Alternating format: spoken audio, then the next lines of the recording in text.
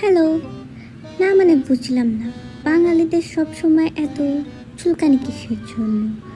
হ্যাঁ হ্যাঁ হ্যাঁ, ঠিকই শুনেছেন। মানে কেন সবসময় অন্যের বিষয় নিয়ে কেন এত কথা বলতে হবে?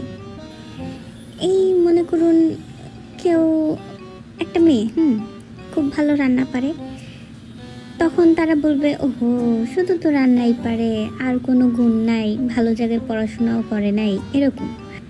আবার মনে করেন মেয়েটা অনেক ভালো জায়গায় একটা জায়গায় পড়াশোনা করতেছে, তখন আবার বলবে যে পড়াশোনাই তো খালি শিখাইছে বাপ মা, আর তো কিছু পারে না।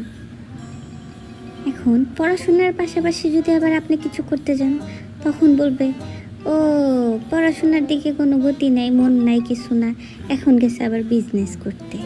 যেমন ধরুন আমাকে শুনতে হয়, তুমি সিএসসি পড়ো, তাহলে বিজনেস করতে আসছো কিসের জন্য? আরে ভাই, বিজনেসের কথা পড়ে আমার সময় কাটে না, আমি কি করব? আমার এগুলো বানাইতে ভালো লাগে, তাই আমি বানাই। আপনাদের মন চাইলে আপনিও করেন, কেউ আটকাইছে? এই মানুষ কি বলবে এই ভাবতে ভাবতেই মনে হয় আমরা আমাদের মানে জীবনের অর্ধেক সময়ের বেশি পার করে ফেলি, যে মানুষ কি ভাববে। তাই মানুষ কি ভাববে ভাবার কোনো দরকার নাই তো, যা মন চাই করেন, করে ফেলেন। হ্যাঁ হ্যাঁ, করে ফেলেন।